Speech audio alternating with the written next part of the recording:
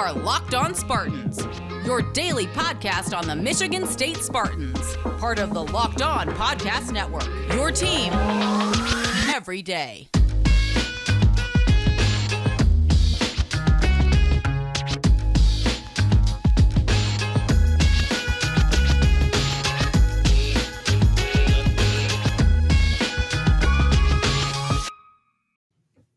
Locked on Spartans Nation, how on earth are you all doing on this fantastic Monday? Thank you so much for starting your week with Locked on Spartans, your team in green and white every single day here in the Locked On Podcast Network. And happy belated Easter, happy belated Passover, happy Ramadan, whatever it is that you are celebrating or celebrated over the weekend. Hey, maybe it was just the MSU spring game. That's all that you need in your life. Hey, hope it was an awesome weekend, and let's charge into this week with some positive energy here. On today's show, of course, we're going to overreact to the spring game. I took some takes from you fine folks on Twitter. You can find me at Sheehan_sports, or if you want to email me, lockedonspartans@gmail.com is where to reach me. So we'll go through all those. Of course, I've got my own takes to add as well. And then end the show, MSU's 2023 recruiting class gets its sixth commit in Eddie Pleasant III. So we talk about that to end the show. How fun's that? Before getting to any of that, though, just need to politely ask you to rate, review, and subscribe, please, to the podcast or YouTube channel, depending on how you consume my rambling content. Any way you slice it, hey, throw me a subscribe. Rate me, especially if it's nice. Thank you. And if it's not nice, then I'm very sorry to ruin your Monday. But hey, we'll get through this all together here. So, all right, let's just jump right into it. Saturday, Big Ten Network, or at a somewhat moderately chilly but sunny Spartan Stadium, any way you took in the spring game, in air quotes, mostly a practice. Yeah, we're going to talk about everything that we saw, and I think that there are some big storylines that we could, of course, overreact about and look too deeply into. Or are they actually accurate assessments here? Well, hey, you get to be the judge here. We're going to start off with linebackers because that is going to be a big storyline for the rest of summer, and one that I guess we shouldn't be all too surprised about. Now, before we get into the weeds of it all, again, on Twitter, I asked, hey, give me your biggest takeaways here. And Bradford Bambush wrote, Darius Snow is going to be a monster at linebacker. Brian Carney said, Darius Snow will be the best MSU linebacker since his uncle. That's some lofty praise right there. And then Justin said, linebackers are the best position group of our team by far. Tough to argue against that last one. Listen, this linebacker core is talented and stacked. You have just your two returners from last year in this 4-2 scheme in Cal Halliday and Quavaris Crouch. Now, Crouch was not there at the spring practice, but we're just going to throw his name out there for fun right now. You also have two dynamite transfers in Jacoby Windman, Aaron Brule. Okay, you have a great returner who was a 4-star freshman last year in Ma'a Nautiote Ote. My goodness gracious. And now, yeah, you're a Snow, who was a safety, turned into a nickel, and now it's like, is he just a straight-up linebacker now? Because, yeah, we talked about this late last week. If you pull Darius into that nickel position, he is such a thumper of a hitter. And we saw that on Saturday as he, led to a scoop and score for the defense in one of their scrimmage-esque sessions during the practice. Yeah, he has been one of the best tacklers, if not the best tackler on this team. He is good enough at stopping the run. He's also agile and just speedy enough to be a really strong pass defender as well. Yeah, this is an embarrassment of riches in the linebacker room. Is a 4-2 going to make much sense for much longer when you have that many players that can play? Or especially, I guess we could stop lying to ourselves too and saying that, yeah, this is a 4-2 and Darius is our nickel. Like, that's only a nickel by definition. Like, he truly does seem to be a linebacker out there. But now we've got this scenario where I'm starting to think about this a little more heavy now. Is Cal Halliday going to be a starter this year? Like, that's crazy because he was obviously a really good linebacker last year as a true freshman. He made the Big Ten all-freshman team, but now, like, Jacoby Windman seems to be that guy. Aaron Brule, great player. Darius Snow, okay, like those are three guys that you could line up behind the defensive line right there.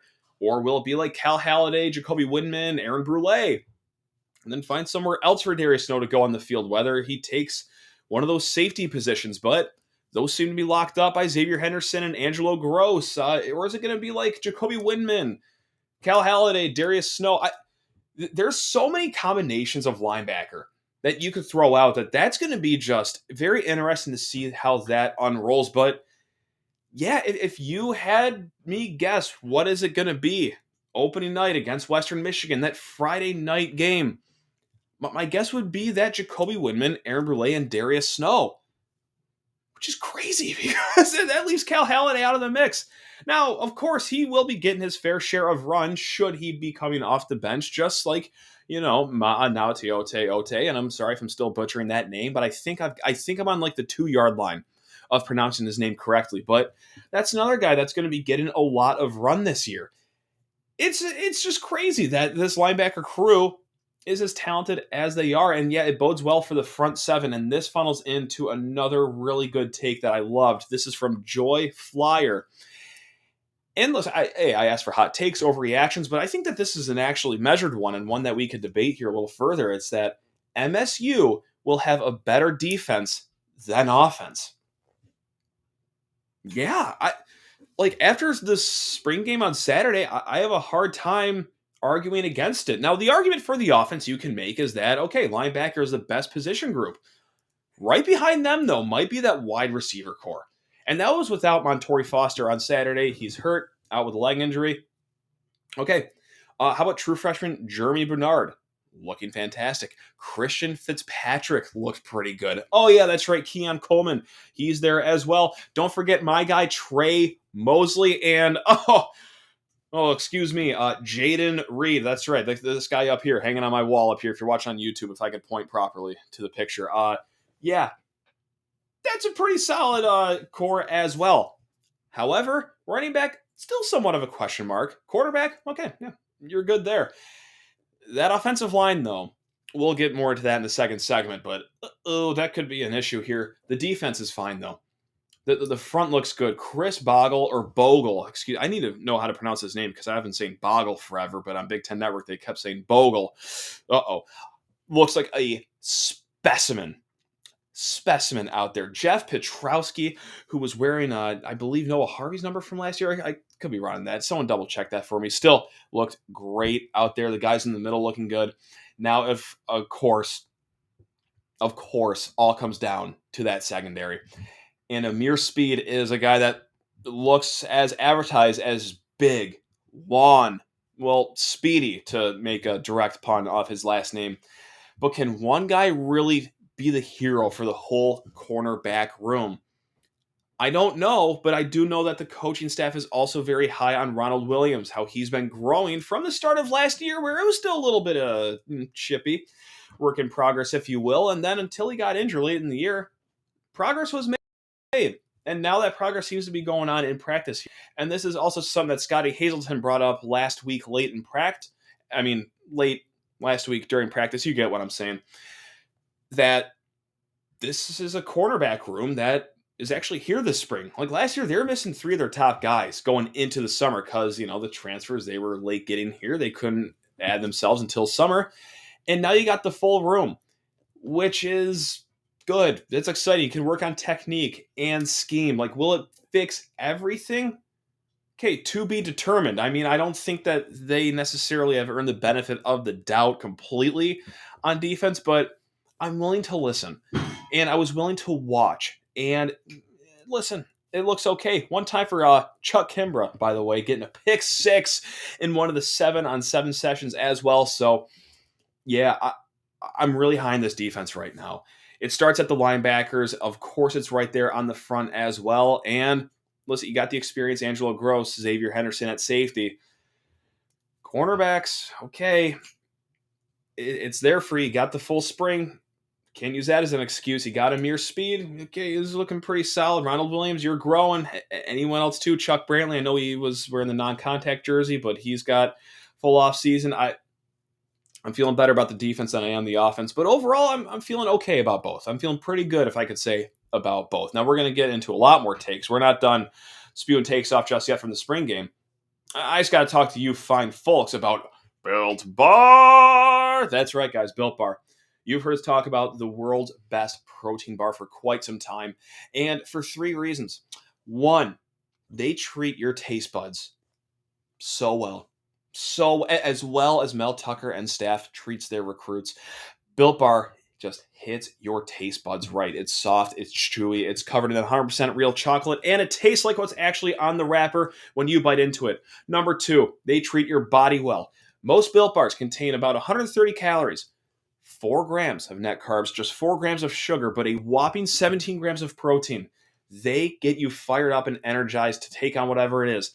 A workout, sitting through a spring game in that breezy weather, if you will, watching the kids at home, going to the in-laws' house, job interviews, golf rounds.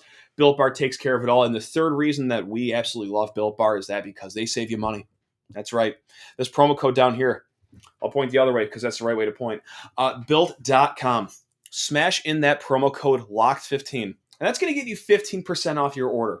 One more time, gang. Go to Built.com to get your Built Bars. Smash in promo code LOCKED15 for 15% off at Built.com. And guys, once again, thank you so much for making Locked On Spartans your first listen every single day here in the Locked On Podcast Network. Let's get into some more overreactions. But before that, I also have to correct myself from something I said on Friday. I said 5 things that I want to watch for the spring game. And one of them was the kicking.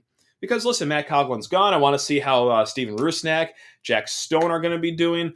Well, I forgot Jack Stone doesn't join until the summer. So apologies for that. Not a lot of kicking going on at the spring game. Oversight on my part, so my bad on that one. I have to call myself out for that one. Now, let's talk about the offensive line here, guys. Because a lot of you fine folks reached out on Twitter and said, Brian, sorry, I'm butchering this name. Offensive line is going to suck, quite frankly, is what he said. And then parentheses, never mind that 4 likely starters didn't dress, and a number of the guys who played are young. That is correct. Curtis said MSU will have defensive players on the offensive line. Couldn't tell if you were joking or not, Curtis, because I'll listen. That might be on the table. And also, all the wide receivers in the world aren't going to mean anything if this team doesn't have a sustainable offensive line. Thorne is going to be running for his life. That he could be. Listen, and before I start melting down about the offensive line, I will take a step back and realize that, Matt Carrick out. Brian Green, the transfer from Washington State, simply not here. J.D. Duplain, he was out. Young guy, Geno Vandenmark, he was out. This was a ragtag offensive line that we saw on Saturday.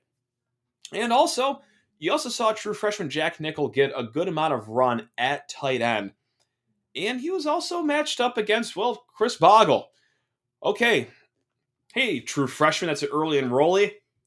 How about this former top 75 guy that just came in from Florida? Good luck against him. So that's also maybe a reason that it didn't look too sterling at times, especially if you were watching on Big Ten Network. Like, hey, you're jumping around all over the place with these camera shots during practice, but sometimes you get the offensive line in a bad situation, like Boggle on Nickel sometimes, and that's going to happen. But really, I'm not panicked yet about the offensive line. My button, or my fingers hovering a little over that DEFCON 2 button, because just like, I said, the broadcast said, you guys probably already know that, this was a hampered offensive line on Saturday. You were missing a good number of guys. Now, with that said, we as Spartan fans know as well as anyone how important offensive line depth can be to a season. So that's what I worry about. Spencer Brown, let's say he gets rolled up on. Well, that's not good. We got to tap into one of these young guys. Ethan Boyd, hey, step right up. Good luck. Say Matt Carrick doesn't recover too well from his injury. Okay, we are razor thin depth for inside offensive lineman. Jarrett Horst, hey, you get hurt. It could be me or you playing left tackle at that point. I don't know. So listen, at the core, the first 5 guys, the starting 5, maybe if you want to go 6, perhaps 7, if you're feeling frisky, that's fine. But we also do know that, that can be an issue too, only having 5 or 6 or 7 offensive linemen that you do trust. So on the surface, hey, I'm feeling okay. The first guys that you see on the depth chart, I'm sure it'll be fine. But after that, let's talk about something happier. Like wide receivers, for example. Like Called said, I don't think it's an overreaction, but Christian Fitzpatrick has gotten a lot better, and it showed. Tap in Sports said Jaden Reed will be a Heisman finalist. That is what I'm talking about. And then John Fedor said Cade McDonald is the second best Cade in the state of Michigan, first being Cade Cunningham. That is all accurate right there. Someone said that Cade McDonald is Cooper Kupp 2.0. There we go. Just a white-on-white crime of comparison right there. But yeah, sure. Hey, I'm all in. Listen, we talk about Jaden Reed and that dynamite chemistry he has with Peyton Thorne. Let's not forget the Wolverine Slayer from 2 years ago, Cade McDonald. Also great chemistry, high school teammates with Peyton Thorne. But no, really, it was just so nice to see Thorne and Reed just working together. Like, just sensational. It is like you were watching art, like Guns N' Roses in their prime. Just, you were seeing something special between those two people. That's a reference that a lot of young kids will understand, I'm sure. Wow, I've never dated myself like that before. But yeah, that's the best comparison I got. It is just flawless out there. These guys have beautiful chemistry, and to see it just in spring just really gets me even more fired up for the fall than I already was. Oh, it's so good. And let's also talk about the running back position too, because that was a big storyline headed into Saturday. Did we get any more clarity? No, not really, of course not. But I did like this. I was really fascinated, and I'm sure you were as well. I was fascinated to see what it was going to look like with Davion Prim getting the ball. And they did a lot of run-heavy situations, too, early on in spring practice.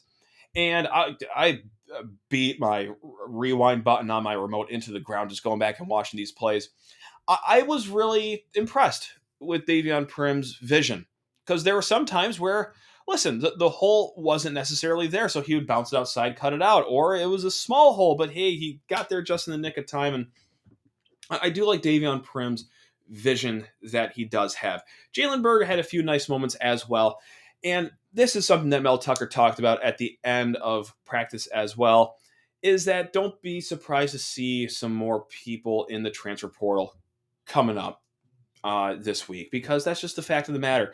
And with the whole running back room, you have Jarek Broussard coming in. He was not at the spring game because he can't join until summer. Okay, Jalen Berger, I don't think he's going to be going. It seems like Davion Prim is going to be that guy. So now you have Jordan Simmons, you have Eli Collins, Harold Joyner. Like, it's just fact of the matter that one, if not two of those guys might be taking a dive into the portal this week. So just heads up on that.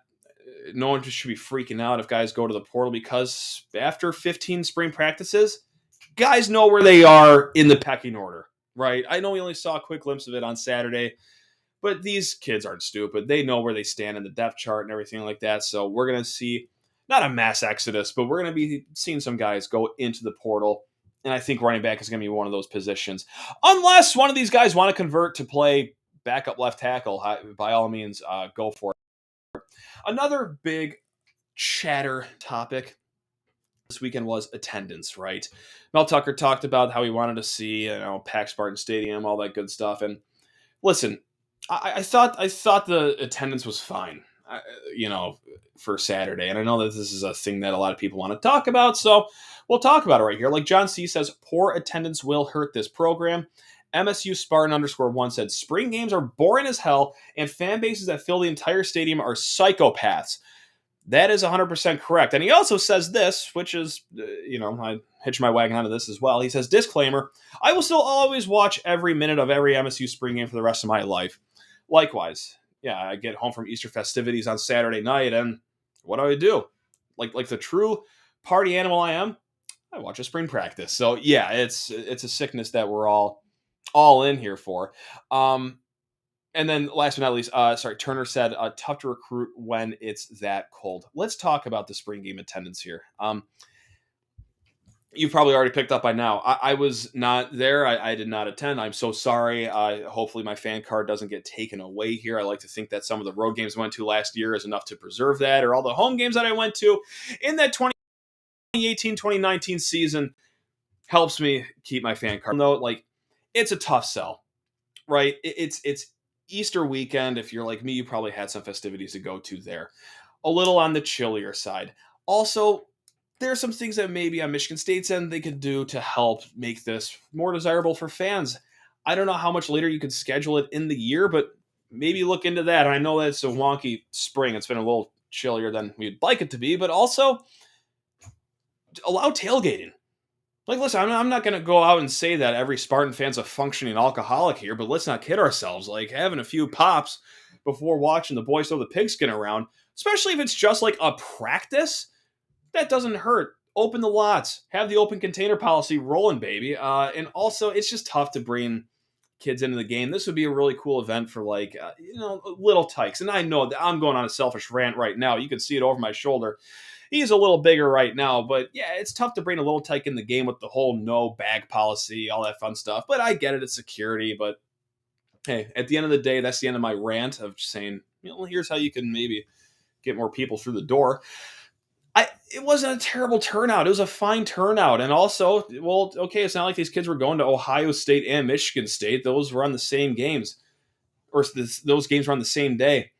Last weekend, Michigan had their spring game. Like, it's not like they packed their entire stadium. Like, no, it was probably a comparable size audience for their spring game as well. And also, it's not like it impacted recruiting because, what's that? Next segment, we're going to talk about a nice little recruit that added his name to the 2023 class. So, no, again, and you could go back and listen last week because we hit this. But the long story short is that probably coaches and culture mean more to recruits than how many butts are in the seats at these spring games, because these kids sometimes, more times than not, will get a look at what a full Spartan stadium is if they haven't already when fall rolls around for their visits. So that's right.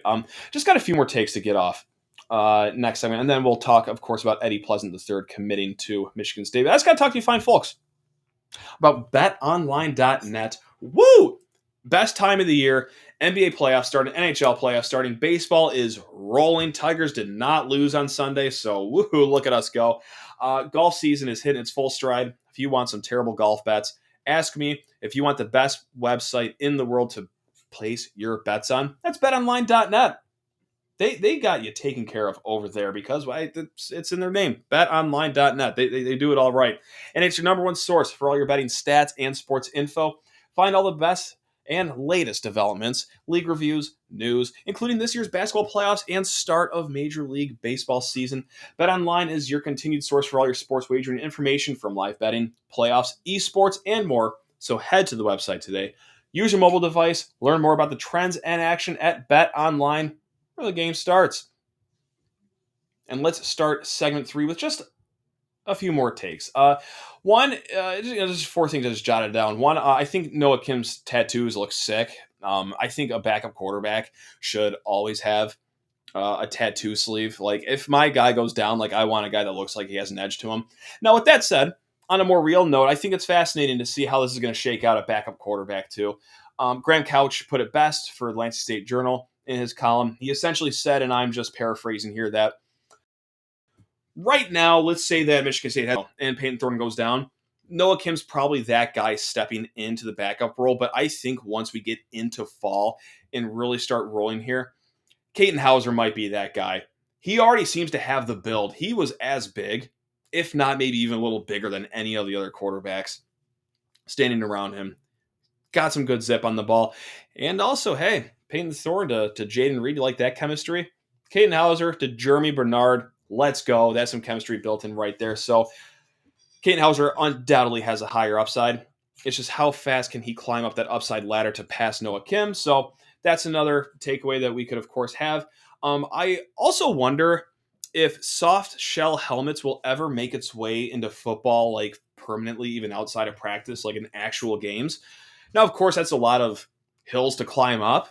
And I'm not saying they should. I just wonder if it ever gets to a point that it will with, concussions are very prevalent in the game. But yeah, like, I don't think any program or fan base is going to be jazzed to get rid of like some trademark helmets, if you will. But yeah, if the soft shell helmets really are that much of an improvement over just, the normal, just hard shell helmet. Like, I wonder if they'll ever get to that point where we see that in actually live games. So yeah, hey, again, I'm just spitballing here. Fascinating that Ben Van Sumeren is still out there, even though he's in the transfer portal. Like, I know that he was practicing with the team, even with his name in the portal, but like he got a lot of run on Saturday. Like, he is putting out the full highlight tape. So I wonder if they keep him around. We just talked about in the first segment how clogged the linebacker room is. I wonder if he tries to find another position somewhere else. Like, he's a weight room hero. Like, he puts up great numbers as far as just like the metrics go. Maybe find a spot for him on offense, perhaps. That's what I'm campaigning for.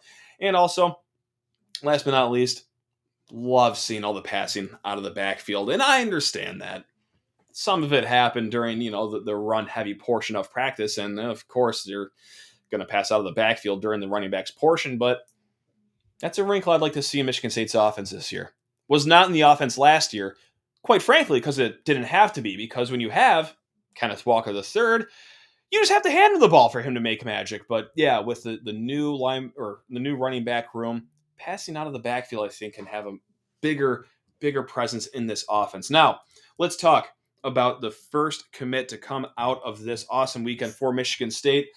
It's Eddie Pleasant III, 5'11", 175-pound cornerback, 3-star kid from Tampa, Florida.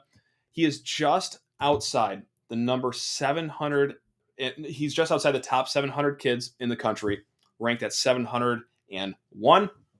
The 61st rated cornerback per 24/7 Sports Composite, and the 105th rated player in Florida. That might sound ridiculous that you're getting a guy that is rated outside the top 100 in his own state, but if you know recruiting and you know high school football, you know that, hey, that's actually pretty good for the state of Florida because they have got some dogs down there. They have got some dogs down there in Florida, and so yeah, 105 in the state, nothing to shake a stick at all.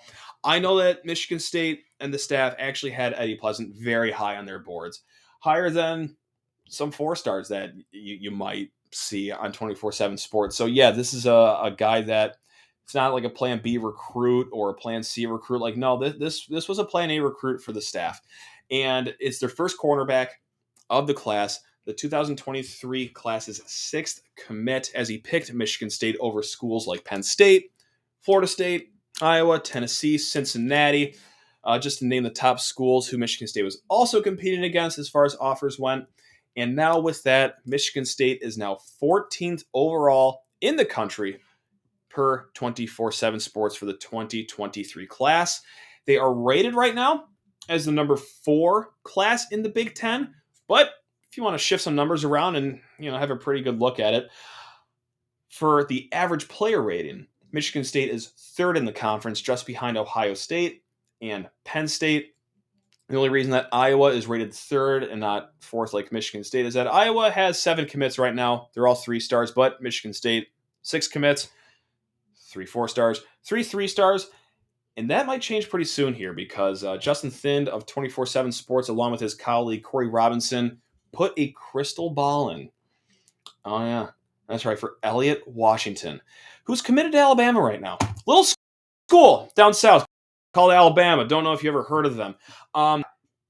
They're predicting that Elliott Washington, safety, 4-star safety, top 150 player in the country, safety, committed to Alabama, who went to Michigan State's spring game over the weekend, will flip his commitment to Michigan State. Now, knock on wood, just like me. Everyone take your hand, knock on wood.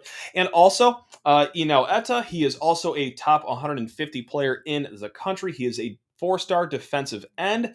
He's been trending towards Michigan State as well. A lot of folks have put their predictions in on 24/7 Sports, but this is also a conversation we had with Justin Thind last week, is that these guys aren't going to start taking their official visits until the summer. So if no one commits here in this week, it's not time to panic and be like, well, what the hell happened? I thought we had a great spring game. Like, yeah, that can be true, but also, understandably so, pretty big decision for these kids. They're probably going to want to take all, if not some, of their official visits in the summer before, making it as official as a verbal commitment can be. You know how it goes in, high school football and recruiting and everything like that. But yeah, got some guys to keep their names out on. And everything went well. Staff The few people I talked to didn't want to interrupt everyone on their Easter break, but the few people I talked to on staff said, yeah, that went pretty good. The weekend went as good as it possibly could have from